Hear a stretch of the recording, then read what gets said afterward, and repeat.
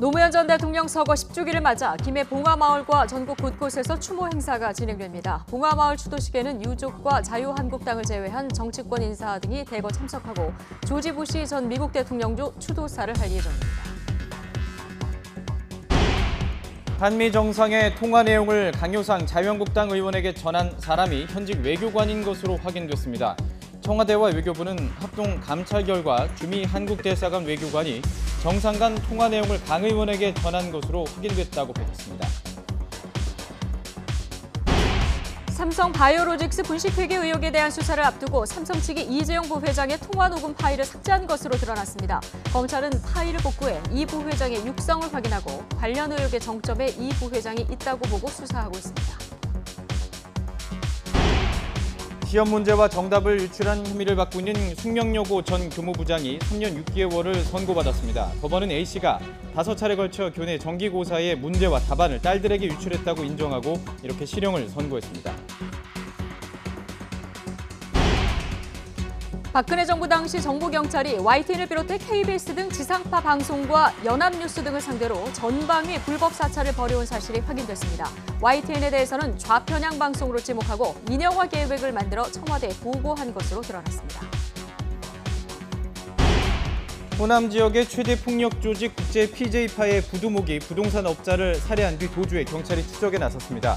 경찰은 공범 2명을 붙잡고 달아난 용의자를 출국 금지하고 행방을 쫓는 한편 피해자의 시신을 부검해 사인을 밝힐 계획입니다. 네, 시청자 여러분 안녕하십니까? 뉴스앤 이슈 시작하겠습니다. 네, 먼저 방금 들어온 속보 한 가지 먼저 전해드리고 시작하겠습니다. 정보경찰에게 불법 정보를 수집하도록 지시한 혐의로 이병기 전 대통령 비서실장 등 박근혜 정부 청와대와 경찰 관계자 6명이 검찰에 송치됐다는 속보가 들어왔습니다. 네, 경찰청 특수수사단은 직권남용 권리행사 방해 혐의로 이병기 전 대통령 비서실장 그리고 현기환 조윤선 전 정무수석을 기소 의견으로 검찰에 송치했습니다. 또 박근혜 정부 당시 청와대 사회안전 비서관을 지낸 이철성 전 경찰청장과 고은수 전 서울지방경찰청장, 박화진 경찰청 외사국장도 같은 혐의로 검찰에 송치됐습니다. 이들은 자신들의 권한을 넘어서 정보경찰에게 정치와 선거에 관여하거나 이념 편향적인 정보를 보고하게 한 혐의를 받고 있습니다. 경찰은 이들이 정보경찰에게 지방선거와 총선, 세월호 특조위와 진보교육감 관련 내용 등 직무 범위에 해당하지 않는 정보를 보고하도록 한 것으로 보고 있습니다. 경찰은 이명박 정부 당시 정보경찰 의혹을 수사하던 중 박근혜 정부 때에도 정보국에서 위법한 정보를 수집한 정황을 확인하고 지난해 8월부터 조사해왔다고 설명했습니다. 잠시 뒤에 자세한 소식 다시 한번 정리해드리겠습니다. 오늘은 노무현 전 대통령이 서거한 지 10년이 되는 날입니다. 노 전 대통령의 고향인 김해 봉화마을에서는 추도식이 열릴 예정인데요. 네, 조지 부시 전 미국 대통령의 참석이 예고된 가운데 이른 시간이지만 추모객들의 발길이 이어지고 있습니다. 현장에 나가 있는 취재기자 연결합니다. 차상은 기자. 주위 옆 사람 잘 보시고 이동해 주십시오. 네, 김해 봉화마을에 나와 있습니다. 네, 추도식까지는 한 3시간 정도 남았는데요. 지금 봉화마을 분위기는 어떻습니까? 네, 이곳 봉화마을은 이른 아침부터 지금까지 추모객들의 발걸음이 꾸준히 이어지고 있습니다. 봉화마을 곳곳을 둘러보며 노 전 대통령의 생전 모습을 떠올리고 묘역 앞에서 헌화하고 고개를 숙이며 고인을 추모하는 발걸음이 꾸준히 계속되고 있습니다. 노 전 대통령의 10주기 추도식은 오후 2시부터 시작이 됩니다. 이미 예고된 것처럼 조지 부시 전 미국 대통령이 추도식에 참석할 예정입니다. 부시 전 대통령은 추도식에 앞서 권양숙 여사와 환담을 가지고 직접 그린 노 전 대통령의 초상화도 전달할 것으로 보입니다. 노무현 재단은 부시 전 대통령 측이 지난해 말에 노 전 대통령의 초상화를 제작하고 싶다는 의사를 전달했다고 밝혔는데요. 이에 두 정상이 함께 찍은 사진을 포함해 14장의 사진을 전달했다고 설명했습니다. 권양숙 여사는 담례로 두 전직 대통령을 함께 새긴 판화 작품과 노무현 재단에서 제작한 10주기 특별 상품을 선물할 계획입니다. 오늘 추도사는 부시 전 대통령과 문희상 국회의장, 이낙연 국무총리가 예정돼 있습니다. 추모 공연과 함께 임을 위한 행진곡이 재창되고 참석자들이 노 전 대통령의 묘역을 참배하는 것으로 추도식은 마무리됩니다. 정치권에서도 봉화마을에 대거 찾을 것으로 보이는데요. 어떤 인사들이 참석하죠? 네, 오늘 노 전 대통령의 추도식에는 당정적 여권 인사들이 대거 참석을 예고했습니다. 문희상 국회의장과 더불어민주당 지도부, 각 정당 대표와 정부 청와대 인사 등이 총 집결합니다. 특히 민주당에서는 이해찬 대표를 포함해 의원 60여 명이 봉하마을을 방문하고 정부에서는 이낙연 국무총리와 진영 행정안전부 장관 등이, 청와대에서는 노영민 대통령 비서실장과 강기정 정무수석 등이 참석합니다. 이 밖에 바른미래당 손학규 대표와 민주평화당 정동영 대표, 정의당 이정미 대표 등 야당 인사들도 추도시 참석 명단에 이름을 올렸습니다. 자유한국당은 황교안 대표와 나경원 원내대표가 강원 지역 장외 일정으로 불참하는 대신에 조경태 신보라 최고위원과 노무현 정부 마지막 행자부 장관을 지낸 박명재 의원 등이 참석하기로 했습니다. 유시민 노무현재단 이사장은 모친상 때문에 이번 추도식에는 참석하지 못하고 김경수 경남지사도 항소심 재판 일정으로 불참합니다. 지금까지 경남팀의 봉하마을에서 YTN 차상은입니다. 네. 예, 서거 10주기를 맞은 봉하마을은 며칠 전부터 추모객들의 발길로 바빴습니다. 네, 추모객들은 옆집 아저씨, 동네 할아버지 같았던 봉하마을 주민 노무현을 기억하고 있습니다. 박종혁 기자가 보도합니다. 지난 2008년 2월 25일 대통령직에서 물러난 고 노무현 전 대통령은 32년 만에 고향으로 돌아왔습니다. 제가 오늘 딱 말 놓고 하고 싶은 얘기 한마디 하겠습니다. 야, 기분 좋다! 퇴임하고 고향으로 돌아온 첫 대통령이라 인기가 많았습니다. 보고 싶어요! 나와주세요! 노 전 대통령의 사저와 생가를 보려는 무엇보다 전직 대통령을 보고 싶어하는 사람들이 줄을 섰습니다. 시민들과 서슴없이 악수도 하고 사진도 찍고 전직 대통령이라기보다는 친근한 옆집 아저씨, 동네 할아버지였습니다.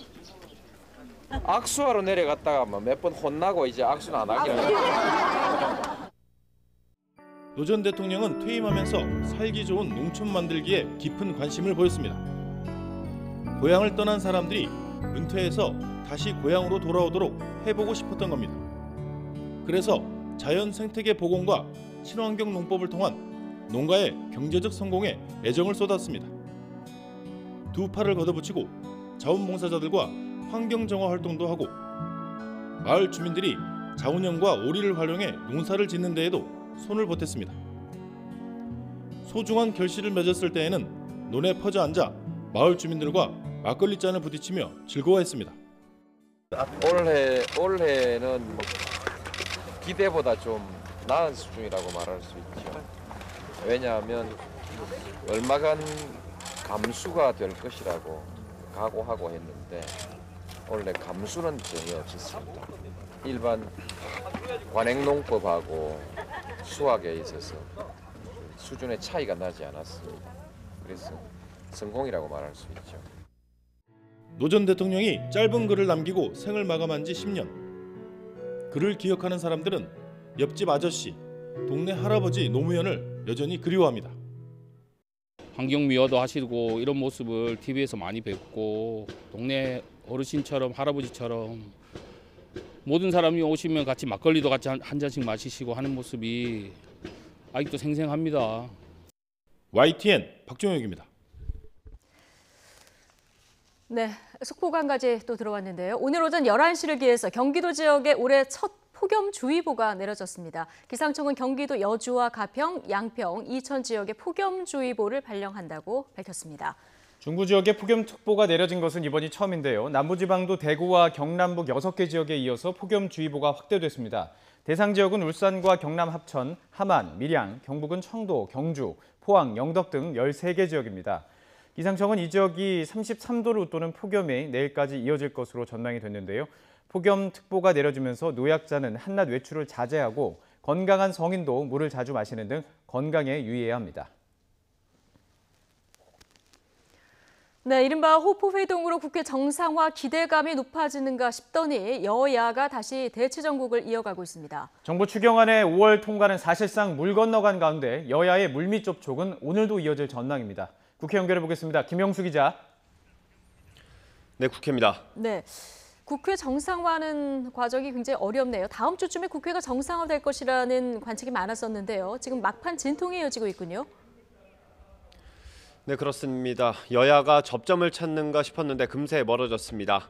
더불어민주당 이인영 원내대표는 어제에 이어 오늘도 일방적 역지사지는 불가능하다고 강조하면서 자신의 주장만으로 상대를 제압하려 하는 건 어리석은 일이라고 한국당을 압박했습니다.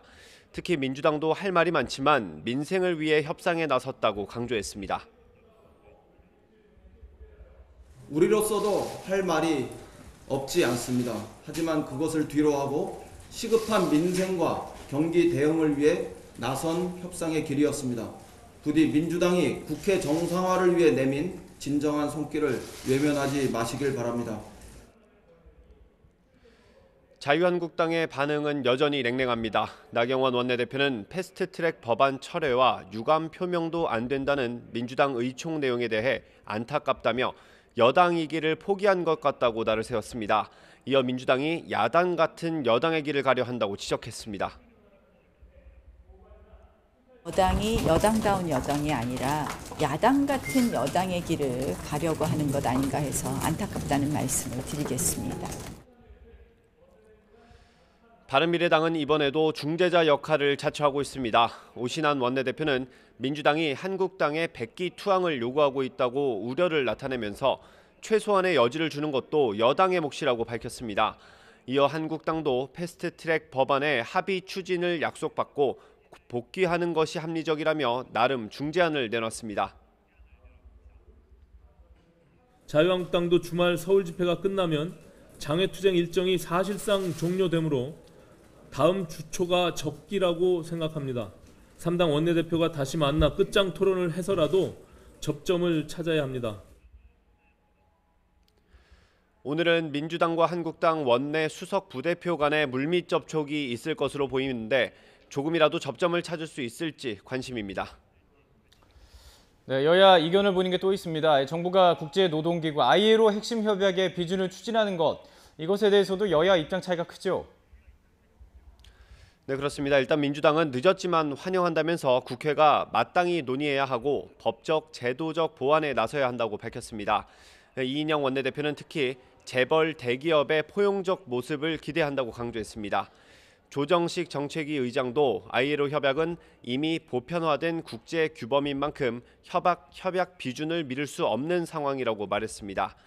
한국당은 문재인 정부의 친노조 본성이 발동했다면서 강하게 비판했습니다.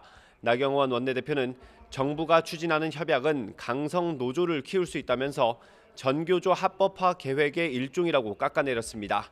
이어 안 그래도 불균형한 노사관계 때문에 국내외 기업이 투자와 고용을 꺼리고 있다면서 문재인 대통령이 노조 눈치를 보는 것으로 보인다고 날을 세웠습니다. 지금까지 국회에서 전해드렸습니다. 쌍둥이 딸들에게 학교 시험 문제와 정답을 유출한 혐의로 기소된 숙명여고 전 교무부장이 1심에서 징역 3년 6개월의 실형을 선고받았습니다. 재판부는 A씨가 문제와 정답을 딸들에게 미리 유출한 사실이 넉넉히 인정된다, 이렇게 밝혔는데요. 취재기자 연결해보겠습니다. 강희경 기자. 네, 서울중앙지방법원입니다. 네, 교무부장 줄곧 혐의를 부인해왔는데 재판부가 결국 실형을 선고했군요. 네, 서울중앙지방법원은 숙명여고 전 교무부장 A씨에게 징역 3년 6개월의 실형을 선고했습니다. 자신의 쌍둥이 딸들에게 시험 문제와 정답을 유출해 학교의 성적평가 업무를 방해한 혐의입니다. 재판부는 A씨의 범행으로 숙명여고가 업무를 크게 방해받았고 사회적으로 관심이 큰 고등학교 성적 처리와 관련해 다른 학교의 투명성과 공정성에도 신뢰가 떨어졌다고 지적했습니다. A씨의 쌍둥이 딸들이 4번에 걸쳐 사전에 유출된 정답 등을 참고한 사실이 넉넉히 인정된다고 밝혔는데요. 그런데도 A씨가 범행을 부인하며 증거를 인멸하는 행동을 했다며 중형이 불가피하다고 밝혔습니다. 앞서 전 교무부장 A씨는 같은 학교에 재학 중이던 쌍둥이 딸들에게 교내 정기고사 문제와 답안을 알려줘 학교의 성적평가 업무를 방해한 혐의로 재판에 넘겨졌습니다. 쌍둥이 중 언니는 1학년 1학기에 전체 석차가 100등 밖이었다가 2학기에 5등, 2학년 1학기에는 인문계 1등으로 올랐었습니다.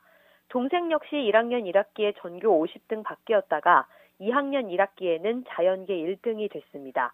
이에 대해 A씨는 딸들이 노력으로 얻은 성적일 뿐이라며 끝까지 혐의를 모두 부인했고 재판에 증인으로 나온 두 딸 역시 오로지 공부를 열심히 해 실력으로 1등한 것이라고 증언했습니다.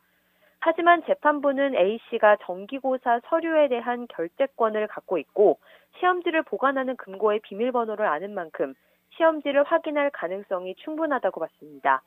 또 정기고사 시작을 코앞에 두고 A씨가 혼자 출근하거나 두 딸이 정정되기 전에 오답을 똑같이 기재한 점, 시험지에 풀이 과정이 없는 점 등 의심스러운 정황도 많다고 판단했습니다.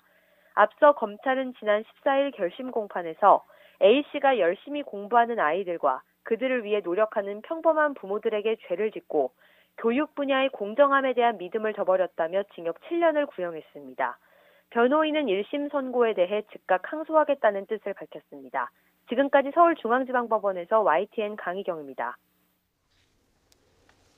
네, 호남 지역 최대 폭력 조직 국제 JP파의 부두목이 이권 관계가 있던 부동산 업자를 숨지게 한 뒤 도주해서 경찰이 추적에 나섰습니다. 공범 2명은 붙잡혔는데 아직 용의자 행방은 묘연한 상황입니다. 현장에 나가 있는 취재기자 연결하겠습니다. 부장원 기자. 네, 경기 양주경찰서입니다. 예. 자, 근래 보기 드물었던 폭력 조직에 의한 살인 사건이 발생했는데, 자, 사건 개요부터 먼저 좀 정리를 해볼까요? 네, 우선 용의자는 호남 지역 최대 폭력 조직인 국제 PJ파 부두목인 60살 조모 씨입니다. 조 씨는 지난 20일 부하 조직원들과 함께 부동산업자 56살 박모 씨를 감금하고 폭행해 숨지게 한 혐의를 받고 있습니다. 피해자 박 씨는 지난 19일 광주에서 조 씨를 만나 식사와 음주를 한 뒤 이틀이 지난 21일 밤 10시 반쯤 경기도 양주시청 근처의 공터에서 숨진 채 발견됐습니다. 아직 정확한 사인은 밝혀지지 않았지만 발견 당시 둔기로 얼굴과 허벅지를 비롯해 전신을 폭행당한 흔적이 나온 것으로 알려졌습니다. 박 씨의 휴대전화는 20일 아침 7시 20분쯤 서울 성수대교 남단 근처의 인도에 버려진 채로 발견됐는데요. 실종 신고를 받고 수사에 나선 경찰은 박 씨가 조 씨와 광주의 한 호텔에서 만나기로 한 문자 메시지 등을 확인하고 추적에 나섰습니다. 네. 범행 동기라던가 이후 진행 과정에 의문이 많이 남아있는데 지금 수사 과정에서는 어디까지 밝혀졌습니까? 네, 우선 두 사람은 투자 문제와 관련해 이권 다툼이 있었던 것으로 조사됐습니다. 지난 19일 오전 10시 반쯤 광주의 한 호텔 커피숍에서 처음 만났고 이후 일식집으로 자리를 옮겨 식사와 음주를 하면서 주식 이야기 등을 나눈 것으로 전해졌습니다. 하지만 동석자에 따르면 특별히 분위기가 거칠지는 않았다고 합니다. 이후 오후 3시 40분쯤 노래방으로 들어갔는데 다음날 새벽 1시 10분쯤에서야 나왔습니다. 그 9시간 반 동안 노래방 안에서 두 사람 사이에 다툼이나 폭행이 있었는지는 아직 알려지지 않았습니다. 박 씨는 이후 조 씨와 부하 직원 2명과 함께 조 씨의 동생이 운전하는 차량에 올랐습니다.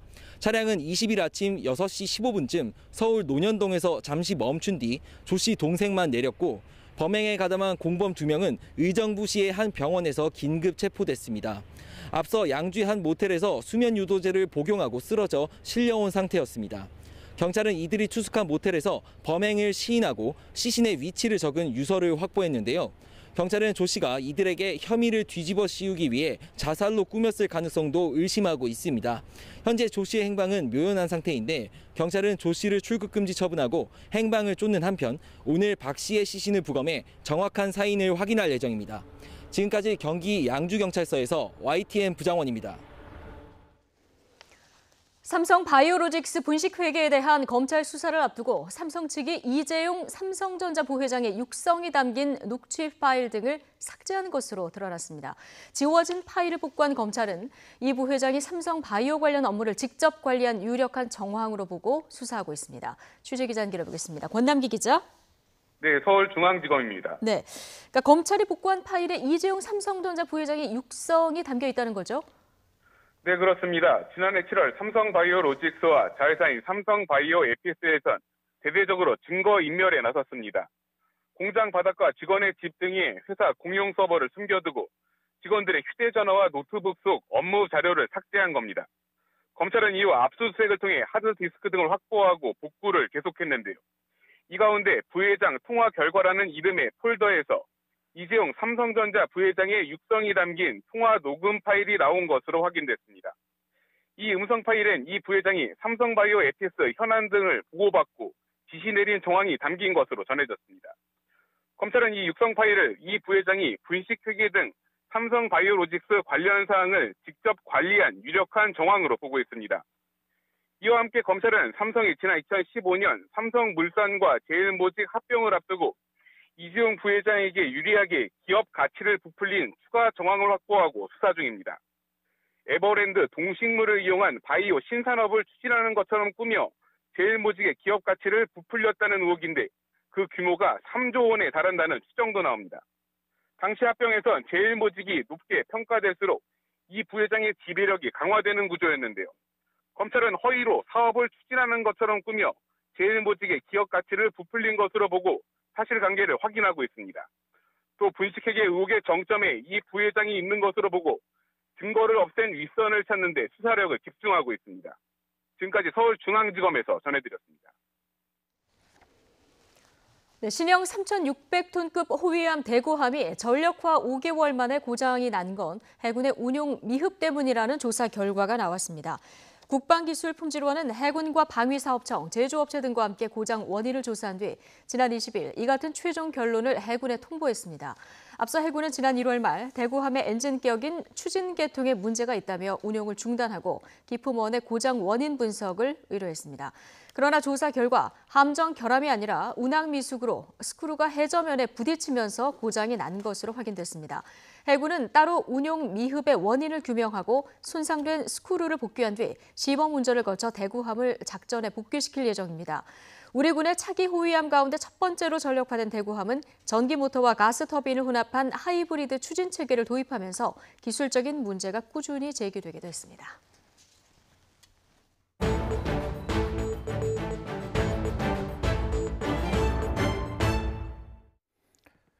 최종구 금융위원장과 차량 공유 서비스인 타다의 이재용 소카 대표가 최근 날선 공방을 주고받고 있습니다.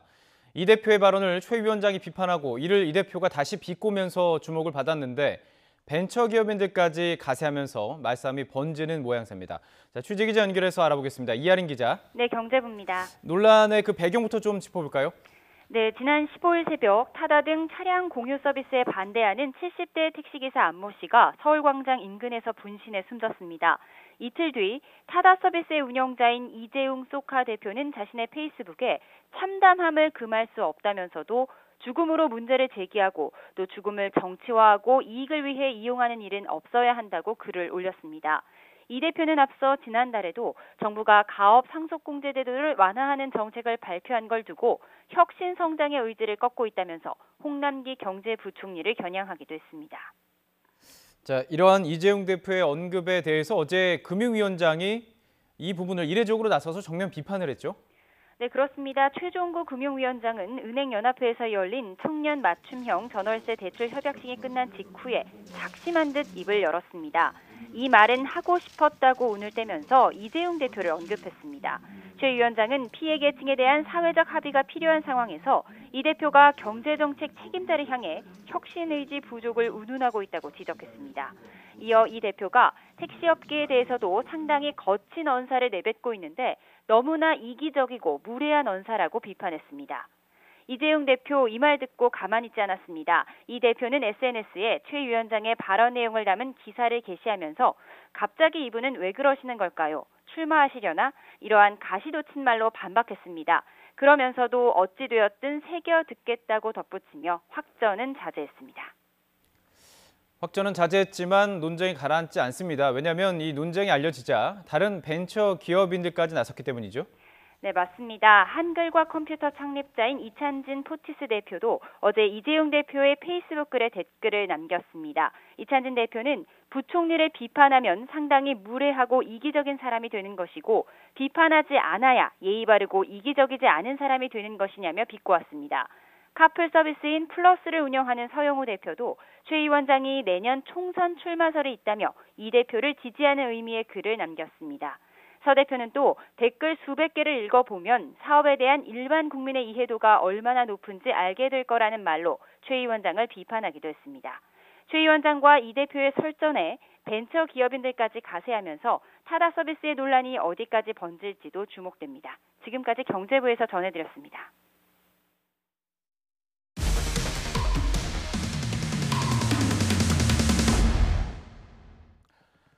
수사권 조정 논란의 핵심 가운데 하나, 바로 정보경찰을 어떻게 통제할 것인가입니다. 실제로 박근혜 정부 당시 정보경찰은 여당의 선거 승리를 위해서 온갖 불법 활동을 서슴지 않았는데요. 선거 개입에 이어서 노골적인 언론 사찰과 장악 음모가 담긴 경찰 문건이 추가로 드러났습니다. 특히 YTN을 좌편향 방송으로 낙인 찍고 민영화 계획까지 만들어서 청와대에 보고한 사실이 YTN 취재 결과 처음으로 확인됐습니다. 전준영 기자의 단독 보도입니다. 두 후보 간 경합을 보일 것으로 나타났습니다. 박근혜 후보 41.6에서 49.9, 그리고 문재인 후보 49.7에서 53.5%입니다. 지난 2012년 18대 대통령 선거 개표 방송. YTN은 유권자 사전조사 결과를 토대로 당선자 예측 방송을 내보냈습니다. 공인된 여론조사 결과를 반영한 일반적인 개표 보도였지만 당시 경찰은 야권 후보 당선을 예측했다는 이유 하나로 YTN을 좌편향 방송이라고 낙인 찍었습니다. 이후 박근혜 정부 정보경찰은 YTN의 좌편향이 심각하다며 근본적 대책이 필요하다는 문건을 작성했습니다. 시기는 2014년 9월 무렵입니다. YTN이 단독 보도한 국정원의 댓글 조작이나 세월호 참사 당시 해경의 최초 교신 내용 은폐 의혹 등 비판 보도를 좌편향 근거로 들었습니다. 언론의 정당한 권력 감시 역할을 두고 좌편향 기조가 노골화되고 있는 증거라고 낙인을 찍은 겁니다. 또 YTN 뉴스에 출연한 수많은 패널 가운데 지금은 민주당 국회의원이 된 이철희 당시 두문정치전략연구소장과 최창열 용인대 교수의 출연을 문제 삼아 좌편향 근거로 드는가 하면 YTN 직원의 40%가 특정 지역 출신이라서 야권의 호의적이라는 허무맹랑한 논리도 만들어냈습니다. 저도 모르는 새에 어딘가에서 평가를 하고, 이건 어떻게 보면 사상검열이잖아요. 개인적으로 좀 불쾌하고, 또 다른 한편으로 보면 지금 시대에 저런 일이 있었다는 건 좀 황당하기도 하고 그렇습니다. 정보경찰의 불법 활동은 이 같은 방송 사찰과 낙인 찍기에만 머무르지 않았습니다. 당시 YTN 배석규 사장은 대외적인 존재감도 크지 않고 조직 장악력도 떨어져 한계가 있다며 보수 성향의 강단 있는 사장이 필요하다고 훈수를 둡니다. 또 낙하산 사장 반대 투쟁 과정에서 해고된 YTN 기자들의 복직 문제는 원칙 대응 기조를 유지해야 YTN 노조를 제어할 수 있다고 주문했습니다. 한 발 더 나아가 정보경찰은 YTN 등 언론사의 지배구조 문제를 구체적으로 거론합니다. YTN을 비롯해 KBS와 서울신문 등 정부 소유 언론사들은 경영진이 조직을 장악하는 게 쉽지 않아 좌편향이 심각하다며 YTN의 특단의 조치가 필요하다고 주문합니다. 특단의 조치란 YTN의 정부 지분을 팔아넘기는 민영화 전략으로 확인됐습니다. YTN의 정부 지분이 38%에 불과해 민영화 절차도 복잡하지 않다며 구체적인 전략까지 마련했습니다. 먼저 언론학 교수 등을 내세워 보도 전문 채널 지배 구조에 대한 문제점을 부각하는 등 사전 여론화 작업까지 깨알같이 조언했습니다. 이번에 확인된 YTN 사찰 문건은 단순한 동향 보고를 넘어 경영권 인사와 지배구조 문제까지 다룬 방송 장악 종합판이나 다름없습니다. 당시 정보경찰은 이 같은 문건을 정책정보라는 이름으로 포장해 청와대에 보고했습니다. YTN 전준영입니다. 정보경찰의 언론 통제 시도는 YTN에만 국한되지 않았습니다. KBS, MBC, SBS 등 지상파를 비롯해 국가기관 통신사인 연합뉴스와 지역, 인터넷 매체까지 그야말로 전방위적인 불법 사찰을 벌여서 약점을 캐낸 것으로 드러났습니다. 이렇게 언론을 사찰하는 이유는 결국 과거처럼 언론을 통제하고 선거에 활용하기 위한 시도로 보입니다. 박기환 기자의 단독 보도입니다. 부장님, 나 이거 한 번만 도와주시죠. 좀 아예 그냥 다른 걸 대처를 좀 해주든지 아니면 한다면은 말만 바꿔보면 되니까 한 번만 더 녹음 좀 한 번만 더 해주시오. 아유, 그렇게 하는데 무슨 우리 그래서 조직이란 게 있긴 한데. 박근혜 정부 정보경찰의 방송 사찰 활동이 가장 두드러진 건 지난 2014년 세월호 참사 직후입니다. 이정현 당시 홍보수석의 KBS 보도 개입 파장이 커지자 언론사를 담당하는 정보경찰이 바빠졌습니다. 공영방송인 KBS와 MBC의 사찰 문건에선 우파 성향 사장을 임명해야 한다고 청와대에 보고했습니다. MBC가 누구보다 먼저 그 보도량을 더욱 더 축소시키고 드라마 예능을 이제 먼저 시작을 했다라는 것들은 뭐 권력자들의 어떤 부탁 이런 것들이 있지 않았을까라고 그 당시에도 저희가 의심하고 있었고, 이 같은 정보경찰의 언론 사찰 활동은 주요 언론사들의 약점을 캐는 데 특히 집중됐습니다. 민영 방송사인 SBS에 대해서도 마찬가지입니다. 2014년 소치 동계올림픽 등 광고 수익 악화로 경영에 어려움을 겪고 있다는 걸 약점으로 보고했습니다. 국가기관 통신사인 연합뉴스에 대해선 정부에 부담되는 오보 사례를 구체적으로 거론하며 정부 해명을 제대로 반영하지 않는다고 적었습니다. 350억 원에 달하는 부처별 구독료를 조정하는 방안을 제시하며 압박해야 한다고 주문했습니다. 진보 성향 인터넷 매체와 지역 언론도 예외는 아니었습니다. 오마이뉴스 등 인터넷 매체에 대해선 기자 개인의 약점 등을 부각해 제압하는 전략을 짠 것으로 알려졌습니다. 호남 지역 등 지역 언론사에 대한 동향 파악도 정책 정보란 이름으로 수시로 이뤄졌습니다. 당시 정보경찰들은 언론사 사찰 문건 작성이 선거 정보와 마찬가지로 관행이었다며 문제가 없다는 입장입니다.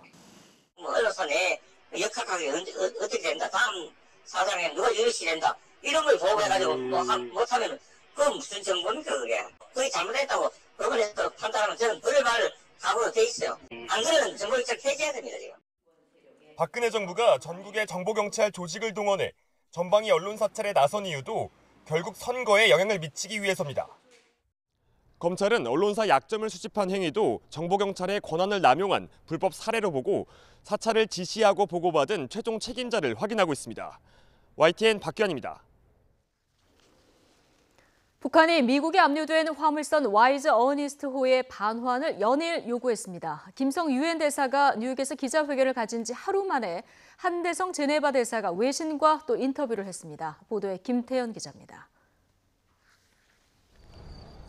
스위스에서 로이터 기자와 만난 한대성 제네바 주재 북한 대사.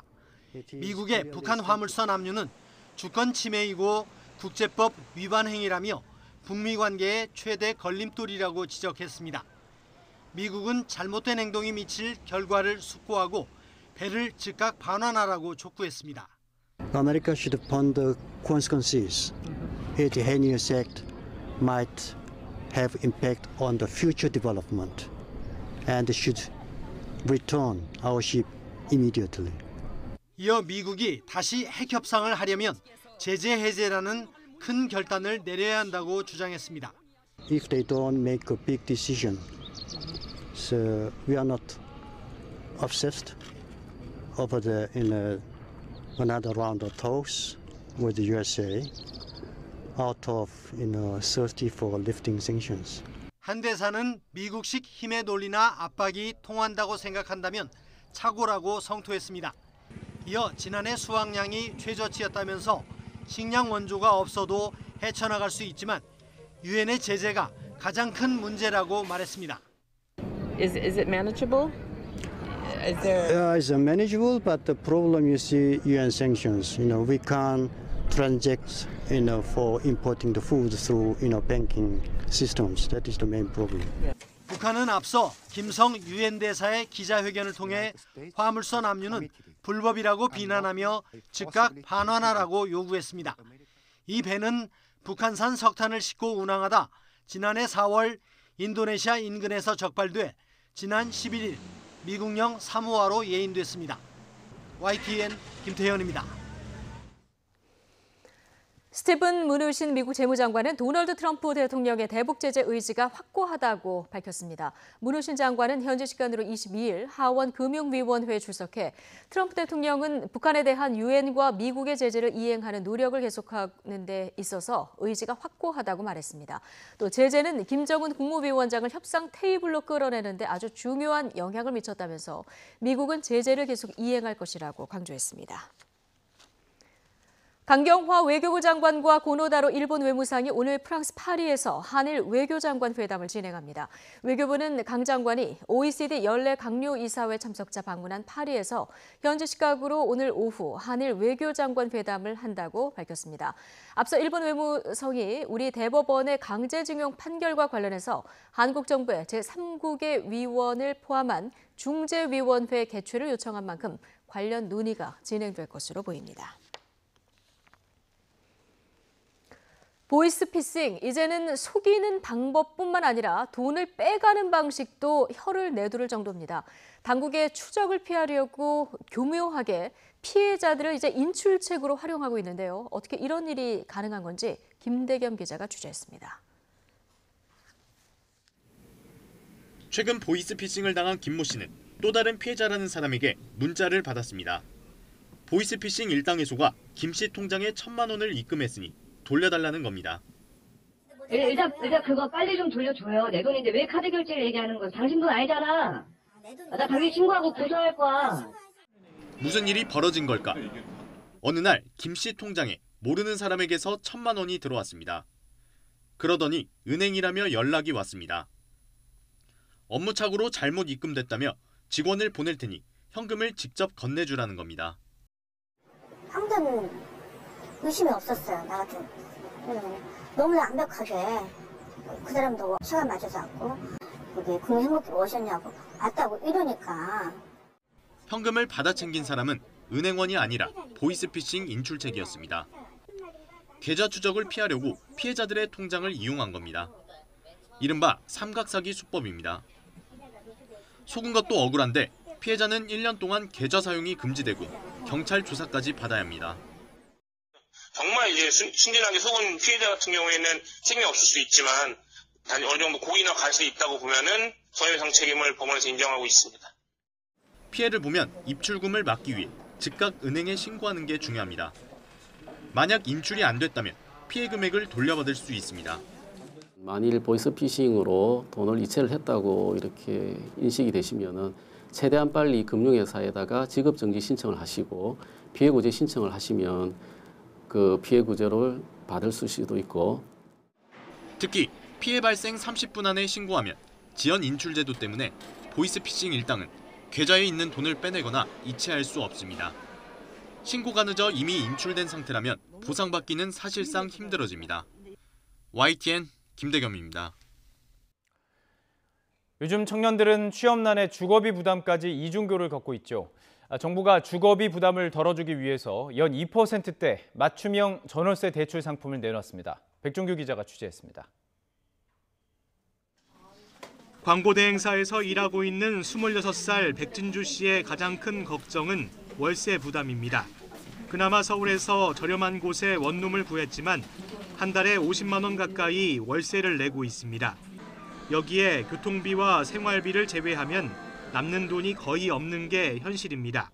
주거비가 많이 들어가다 보니까 제 생활비도 많이 안 남고 이제 그러다 보면은 돈을 모으는 건 거의 사실 상상도 못할 일이죠. 취업 문턱을 넘었다면 그나마 사정이 낫지만 취업하지 못한 청년들은 부모님에게 손을 벌리거나 아르바이트로 월세를 충당합니다.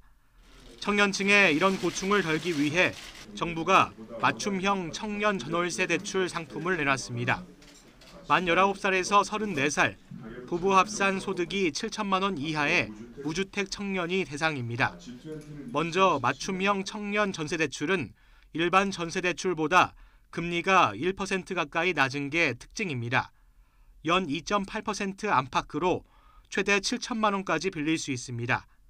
월세 대출은 한 달에 50만 원씩 2년 동안 모두 1,200만 원을 대출받을 수 있습니다. 금리는 2.6% 안팎입니다.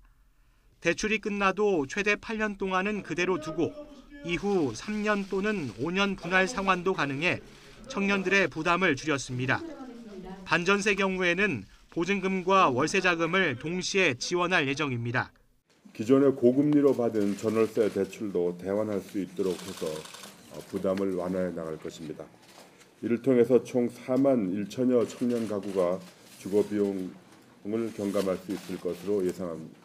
금융당국은 새롭게 내놓은 청년 대출 상품을 오는 27일부터 국민과 우리, 신한 등 13개 은행에서 선보일 예정입니다. YTN 백종규입니다. 대학생과 취업 준비생들이 가장 취업하고 싶어하는 공기업은 인천국제공항공사인 것으로 조사됐습니다. 취업 포털 잡코리아는 대학생과 취업 준비생 1,700여 명을 대상으로 설문조사를 한 결과 응답자의 32%가 인천국제공항공사를 취업 선호 1위 공기업으로 꼽았다고 밝혔습니다. 2위는 한국전력공사였고 한국철도공사와 한국공항공사, 한국가스공사 등이 뒤를 이었습니다. 공기업의 장점으로는 고용 안전성과 정년 보장을 가장 많이 꼽았고 공기업의 단점으로는 지방 근무와 경직되고 보수적인 조직 문화라고 답했습니다. 주거시설의 화재 안전 성능을 강화하기 위해서 정부가 융자 사업을 시행합니다. 국토교통부는 내일부터 화재를 막기 위해서 주택 마감재를 불에 잘 타지 않는 소재로 바꾸고 스프링클러를 설치하는 비용을 저금리로 대출받을 수 있다고 밝혔습니다. 지원 대상은 3층 이상 필로티 구조의 주거용 건물 가운데 가연성 외장재를 사용하고 스프링클러가 설치되지 않은 건물입니다. 융자 규모는 모두 500억 원이고 주택도시기금이 한 건물에 최대 4천만 원까지 연 1.2%의 5년 거치 10년 분할 상환 조건으로 비용을 빌려줍니다. 수입차 4,100여 대에서 제작 결함이 발견돼 리콜이 시행됩니다. 국토교통부는 포르쉐와 혼다, BMW 등 6개 수입사가 판매한 12개 차종 4,100여 대에 대해서 자발적 리콜이 진행된다고 밝혔습니다. 포르쉐 코리아가 판매한 파나메라 2,800여 대에서는 에어컨 제어 장치 결함으로 화재 가능성이 제기돼 다음 달부터 무상 임시 조치에 들어갑니다. 혼다 코리아가 판매한 SUV 오디세이와 파일럿 880대에서는 타이밍 벨트 결함으로 엔진이 정지할 위험이 발견돼 리콜이 시행됩니다. 네, 문재인 대통령이 트럼프 대통령에게 방일 직후에 한국을 들러달라고 제안했다. 청와대나 백악관이 공개하지 않았던 정상 간 통화 내용을 한국당 강효상 의원이 공개하면서 어떻게 알았을까 궁금했었는데요. 청와대와 외교부가 보안 검사를 벌인 결과 유출자는 현직 외교관인 것으로 파악됐습니다. 강효상 의원 사실 무근이라더니 공무원 휴대폰을 뒤지냐 이렇게 반박을 하고 있는데 뉴스뉴스 2부 정치권 소식 중에 이 소식도 다뤄보겠습니다.